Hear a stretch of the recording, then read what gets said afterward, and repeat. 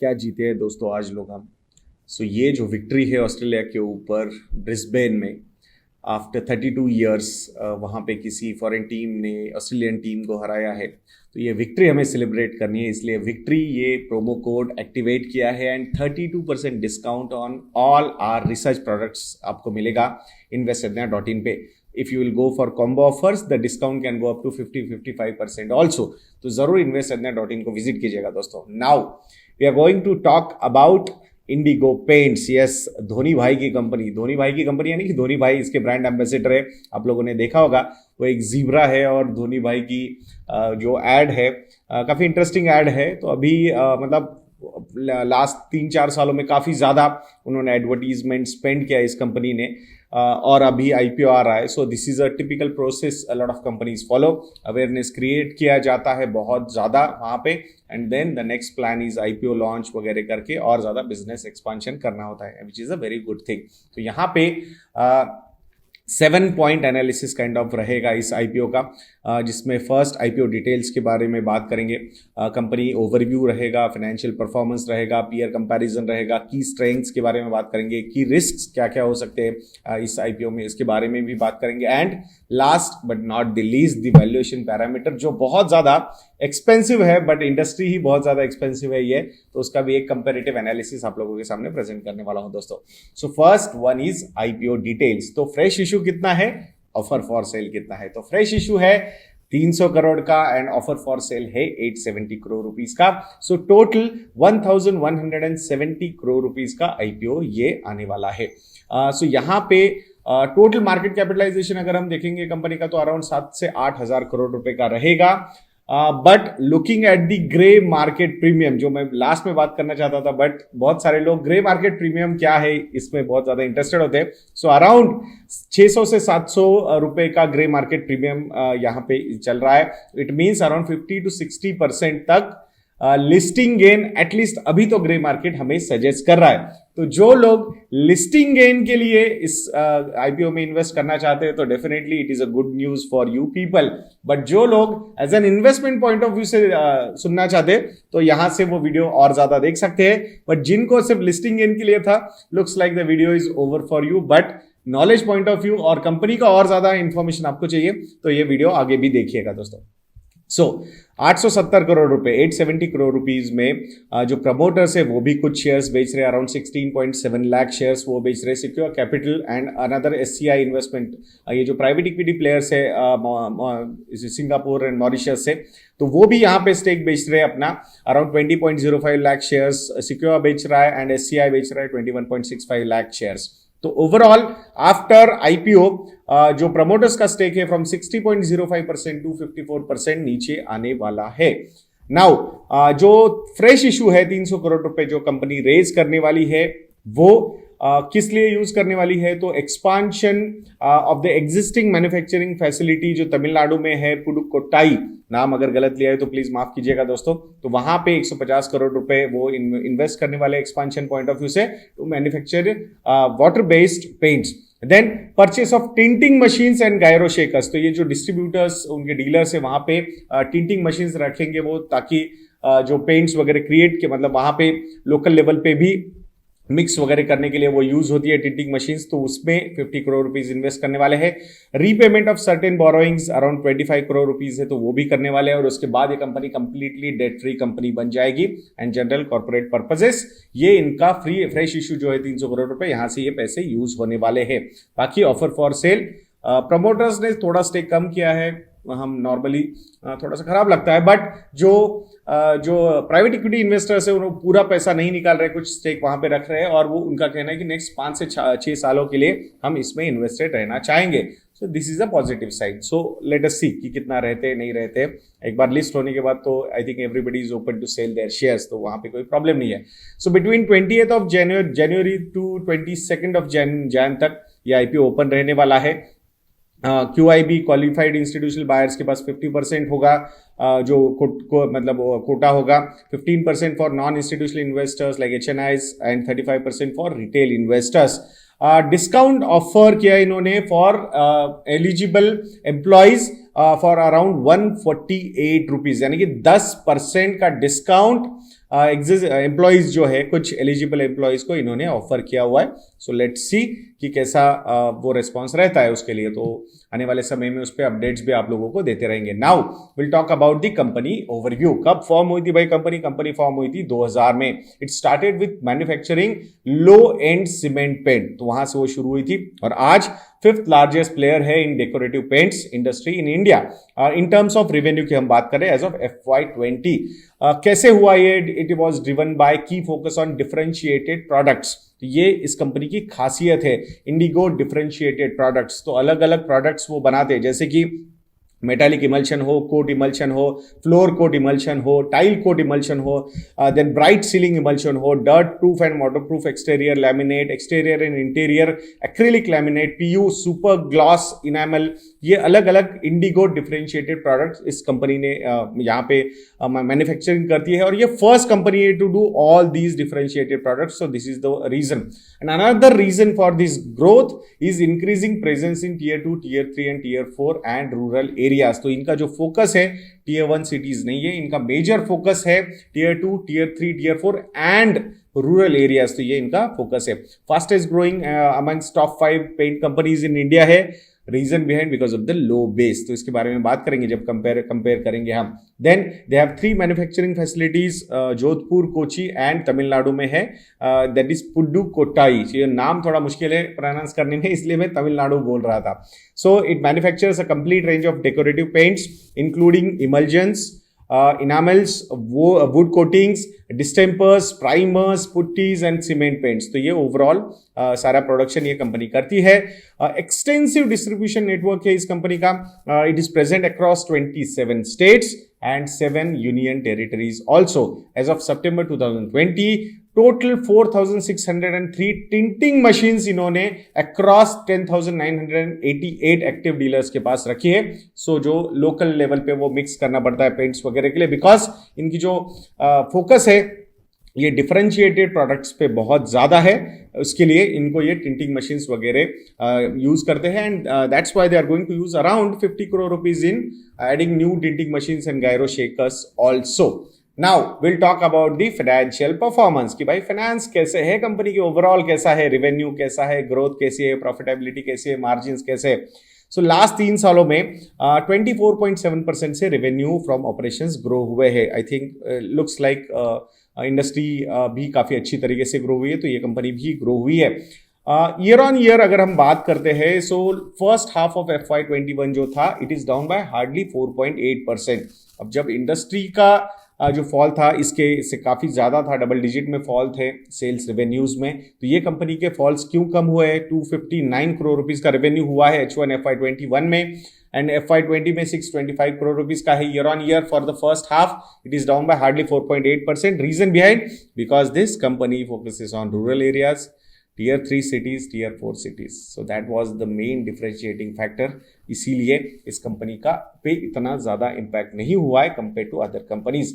Revenue mix की अगर हम बात करते हैं, FY20 का रेवेन्यू मिक्स जो था, डेकोरेटिव पेंट्स से रेवेन्यू आता है 99% का एंड इंडस्ट्रियल से हार्डली 1% का. It means completely decorative paints की पे ही फोकस इस कंपनी का ज़्यादा है. अब एक चीज़ बोल सकते हो आपके आने वाले समय में इंडस्ट्रियल पेंट्स में भी अपॉर्चुनिटी बढ़ सकती है, बट अभी तो नहीं दिख रही है.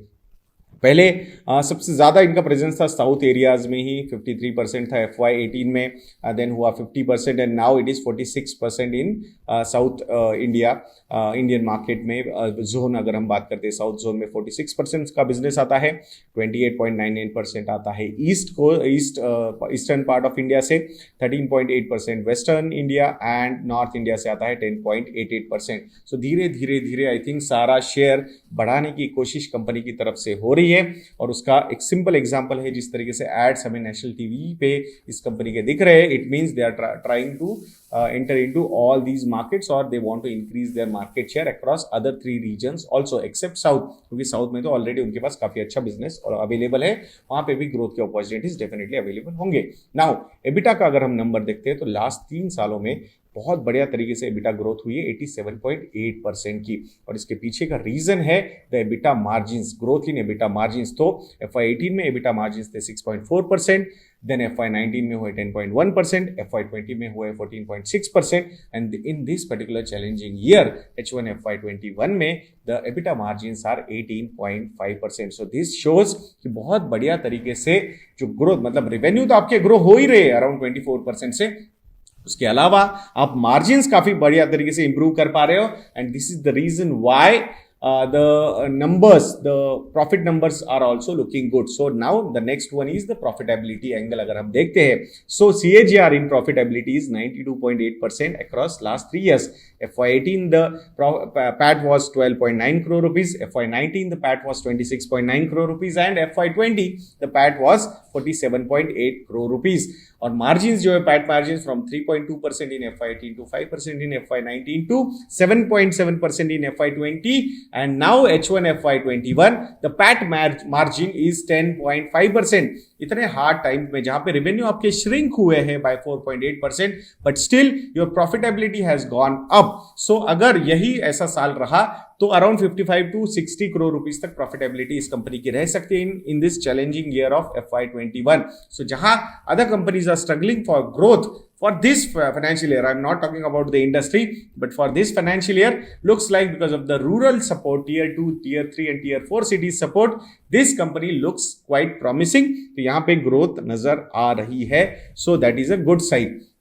नाउ रिटर्न रेशियोज के बारे में अगर हम बात करेंगे, ROE हो या फिर ROCE हो, सो जैसे हम हमेशा कहते हैं, मिस्टर वॉरेन बफेट कहते हैं कि भाई 15% के ऊपर तो ये दोनों नंबर्स होने चाहिए। तो I think this company is not disappointing on that front because of the improving margins, EBITDA margins हो या फिर पैट मार्जिन्स हो, the ROCE and ROE numbers are looking very good.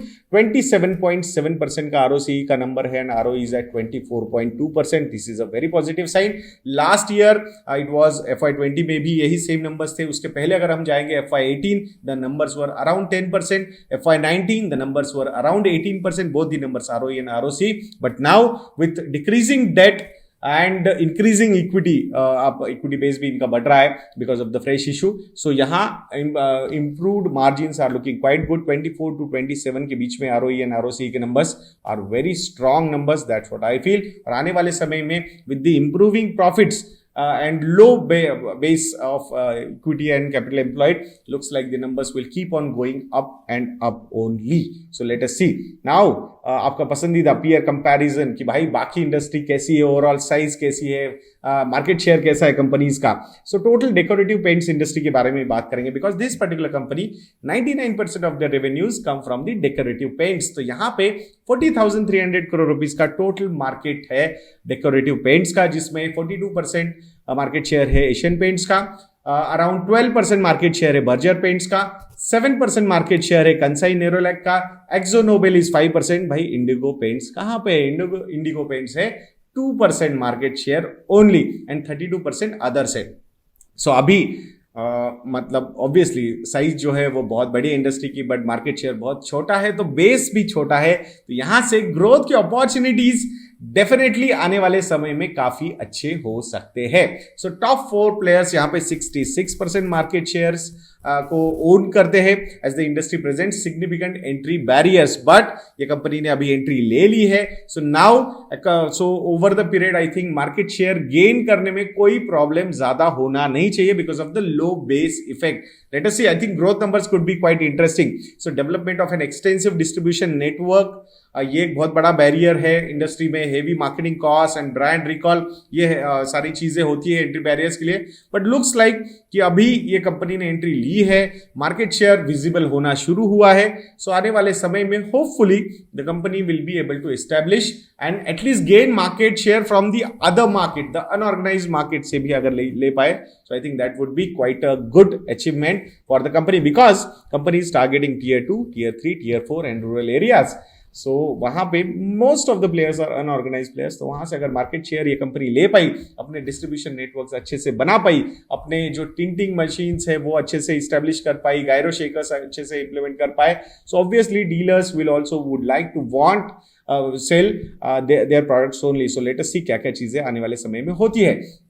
Now और एक कंपैरिजन हम करते हैं, वो है मार्जिन्स पे, पैट मार्जिन्स पे, आरओसी पे, आरओई पे, रेवेन्यूज पे. सो रेवेन्यू ग्रोथ अगर हम देखेंगे तो definitely all other players have degrown by double digit, but this particular company for last 12 months it has gone up by 16.6%. Asian Paints revenues are down by 11.4%.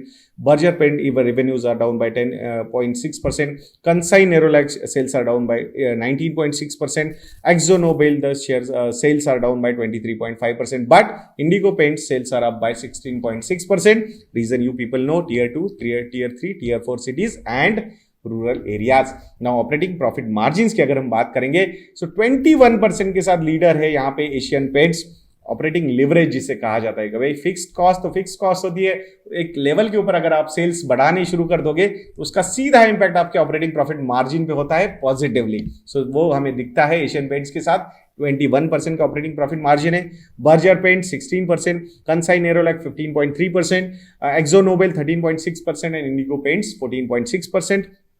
I will not be surprised with increased sales, increased market shares. I think looks like Indigo Paints will go to the upwards side only. So that's what the feeling is currently. PAT margins की अगर हम बात करेंगे तो यहाँ पे भी I think PAT margins are better with Asian Paints 15.5%. Berger Paint 12.7%, Kansai Nerolac 12.1%, Akzo Nobel 10.9%, Indigo Paints 10.5%. But the improvement in PAT margins in Indigo Paints we have seen substantial improvement. So hopefully आने वाले समय में भी ये चीजें रह सकती है. ROC and ROE numbers are best for Asian Paints 35.8%, 27.8% ROC and ROE numbers respectively. Berger Paints are also strong 30.5%, 26% ROC ROE numbers.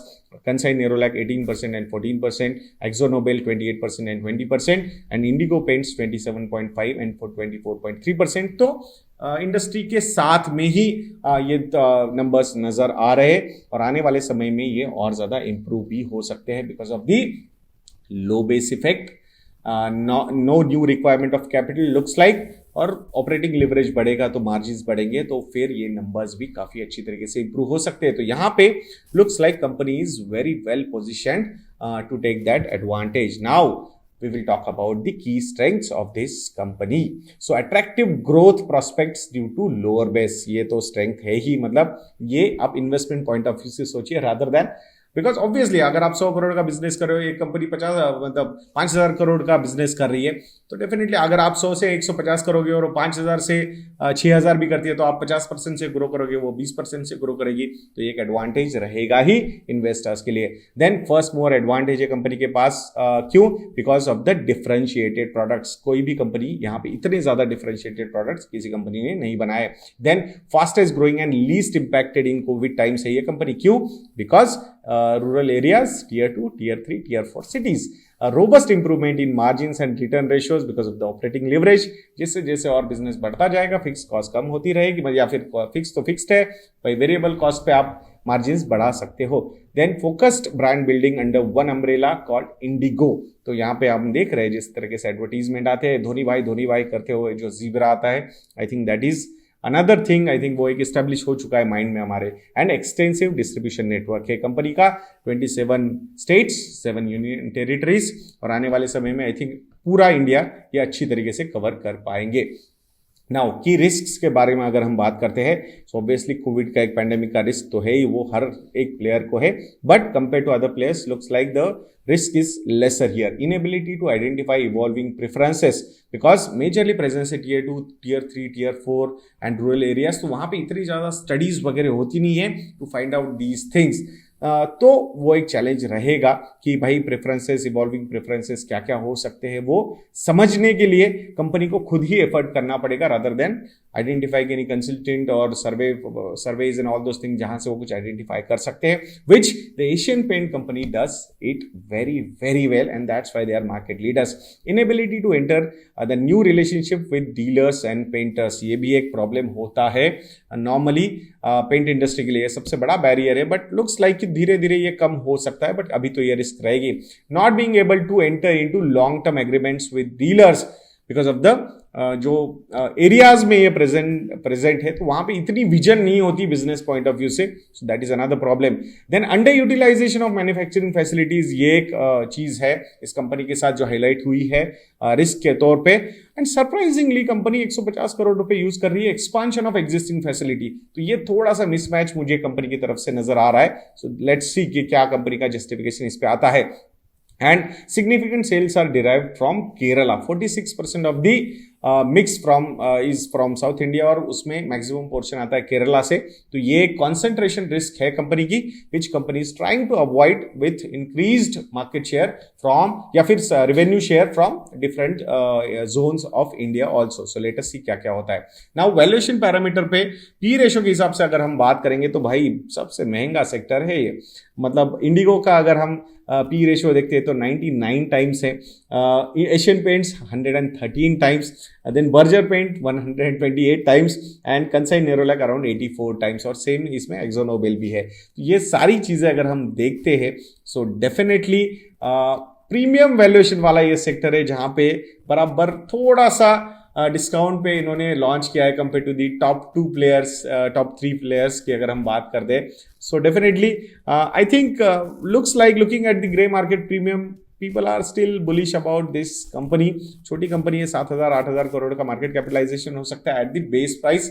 Listing पे अगर 50-60% ऊपर चला जाता है stock, then it will become a mid cap company. So let us see क्या क्या चीजें होती है। So listing gains are quite visible in this company, but long term के हिसाब से ओवरऑल तो कोई प्रॉब्लम नजर नहीं आ रहा है। Growth opportunities are very high, overall sector ही काफी अच्छी तरीके से ग्रो कर सकता है, और इसके पास तो मार्केट शेयर गेन करने की भी अपॉर्चुनिटीज काफी ज्यादा है। सो लेट्स ऑल सी क्या क्या चीजें होती है, बट कोई निगेटिव ऐसी बहुत ज्यादा चीजें नजर नहीं आ रही है कंपनी के बारे में। सो नेक्स्ट टाइम क्या होता है, जब रिजल्ट्स आएंगे तो भी एनालाइज अच्छी तरीके से करेंगे, एंड फिर एक उसको रडार पे रखते हैं। एक कंपनी को वैसे ही 3-4 ही कंपनीज लिस्टेड थी, तो ज्यादा अपॉर्चुनिटीज थी नहीं है इस सेक्टर में, बट अभी with this new entry looks like an interesting times are ahead. Quantitative analysis करने के लिए काफी मजा आएगा पेंट इंडस्ट्री का। तो मैं आशा करता हूं कि ये वीडियो आपको अच्छा लगा होगा। If you people feel we are doing a good job, तो investindia.in को विजिट कीजिए, एंड विक्ट्री सेलिब्रेट करनी है तो विक्ट्री कूपन कोड यूज करके you can get 32% discount on all our research products. तो जरूर investindia.in को विजिट कीजिएगा दोस्तों। तो ऐसे वीडियोस के लिए इस चैनल पे बने रहिए, एंड नेक्स्ट वीडियो तक के लिए मुझे आगे दीजिए दोस्तों। जय हिंद।